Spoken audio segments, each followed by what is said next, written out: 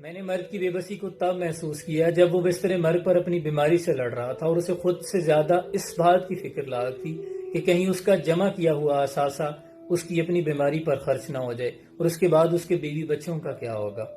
میں نے مرد کے تحفظ کو تب محسوس کیا جب وہ سڑک کراس کرتے ہوئے اپنی فیملی کو پیچھے کرتا ہے اور خود کو ٹریفک کے آگے رکھتا ہے۔ میں نے مرد کی قربانی کو تب محسوس کیا جب شاپنگ کرتے ہوئے اس کی فیملی نے شاپنگ بیگز اٹھائے، اپنے باپ سے کہا کہ ابا جی آپ بھی اپنے لیے کچھ لے لیں، ایک کرتا تو لے لیا ہے، ایک سینڈل بھی لے لیں۔ تو اس نے کہا کہ دیکھو ابھی 2-3 سال پہلے تو یہ لی تھی، ابھی تو یہ ٹھیک ٹھاک ہے، میں پھر لے لوں گا، آپ لے لیں، کوئی چیز رہ تو نہیں گئی۔ میں نے مرد کے ضبط کو تب محسوس کیا جب اس کی بیٹی اپنا گھر اجڑنے کے بعد اس کے پاس آئی، اس نے گلے سے لگا کر کہا کہ بیٹی ابھی تیرا باپ زندہ ہے، لیکن اس کی سرخ آنکھوں کو ڈورے بتا رہے تھے کہ وہ مر چکا ہے۔ لیکن اگر آفس سے واپسی پر یا شام کو گھر لوٹتے آپ گھر میں سلام کرتے ہیں تو آپ کو سلام کے جواب میں یہ سننے کو ملتا ہے کہ آ گیا میرا پتر، میرا لال، میرا بیٹا، تو یقین کریں آپ دنیا کے ان خوش نصیب لوگوں میں سے ہیں جن کے پاس ماں جیسی ہستی ہے۔ یہ ایسا قرض ہے جو میں ادا کر نہیں سکتا۔ میں جب تک گھر نہ لوٹوں میری ماں سجدے میں رہتی ہے۔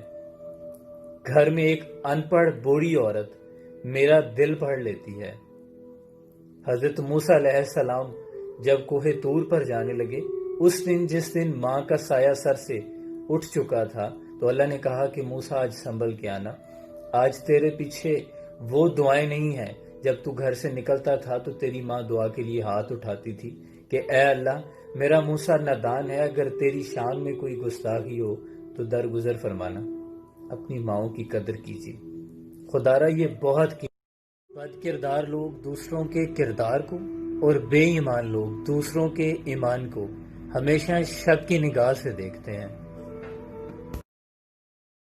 تفسیر روح البیان میں آتا ہے کہ بروز حشر حضرت جبرائیل علیہ السلام ایک براق لے کر، ایک پوشاک اور تاج لے کر حضور اکرم صلی اللہ علیہ وآلہ وسلم کی خدمت میں حاضر ہوں گے تو حضور سب سے پہلا سوال یہ کریں گے کہ جبرائیل میری امت کا کیا حال ہے؟ تو جبرائیل کہیں گے کہ یا رسول اللہ وہ ابھی زمین میں ہے،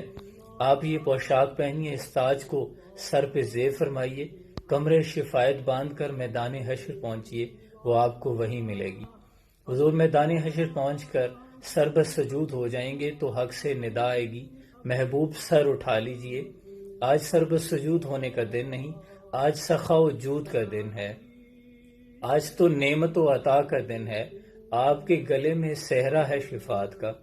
آج آپ کہتے جائیں ہم چھوڑتے جائیں گے، کیونکہ آپ نے دنیا میں وہ کر دکھلایا جو ہم نے کہا تھا، آج ہم آپ کو اتنا دیں گے کہ آپ راضی ہو جائیں گے۔ حضور صرف امت کے السلام علیکم۔ دیکھیے جس طرح ہم سائنس کی کتب کو مطالعہ کیے بغیر صرف چومنے سے ڈاکٹر نہیں بن سکتے،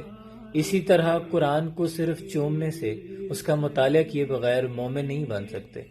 کاش کہ قرآن ہماری بیڈ بک ہوتی۔ کیا آپ جانتے ہیں کہ یہ مداریگر جنگل سے ریچھ کا بچہ لانے سے پہلے اس کی ماں کو مار دیتے ہیں، کیونکہ اس کے بغیر یہ وہاں سے ریچھ کا بچہ نہیں لا سکتے، اور اس طرح یہ 2 نسلوں کو تباہ کرتے ہیں جس سے ان کی افزائش بھی متاثر ہو رہی ہے۔ پھر اس کے بعد ٹریننگ کے عمل میں ریچھ کے بچے کے دانت اور ناخن نکال دیے جاتے ہیں، کھینچ لیے جاتے ہیں تاکہ یہ بزدل انسان اس سے محفوظ رہیں۔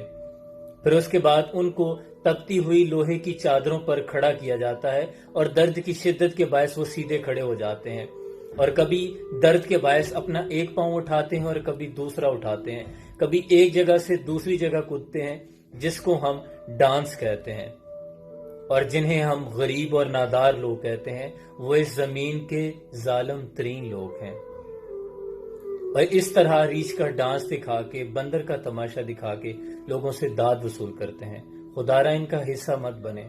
اس پر محکمے کو ایک شخص ساحل سمندر پر واک کرتے ہوئے کیا دیکھتا ہے کہ ساحل کی دوسری جانب ایک شخص زمین پہ جھکتا ہے، کوئی چیز اٹھاتا ہے اور سمندر میں پھینک دیتا ہے۔ اسے بڑے تعجب ہوا، قریب جا کے دیکھا تو ہزاروں چھوٹی چھوٹی مچھلیاں ساحل سمندر پر تڑپ رہی تھی، شاید کسی بڑی موج نے انہیں پانی سے نکال کے ریت پہ لاپٹ رہا تھا، اور وہ شخص ان کی زندگیاں بچانے کی مسلسل کوشش کر رہا تھا۔ یہ شخص بیوقوفی کے عالم میں اس پہ ہنسنے لگا کہ ہزاروں کی تعداد ہے، تم کتنیاں بچا لو گے؟ اس سے کیا فرق پڑتا ہے؟ وہ شخص خاموشی کے ساتھ زمین پہ جھکا، ایک تڑپتی ہوئی مچھلی کو اٹھایا اور سمندر میں پھینک دیا۔ وہ خوشی کے ساتھ تیرتی ہوئی آگے نکل گئی۔ پھر اس شخص نے کہا کہ دیکھو، اسے تو فرق پڑا۔ بالکل اسی طرح موجودہ حالات کی پیش نظر ہم جانتے ہیں کہ چھوٹی چھوٹی کاوش سے مجموعی حالات نہیں بدلنے والے،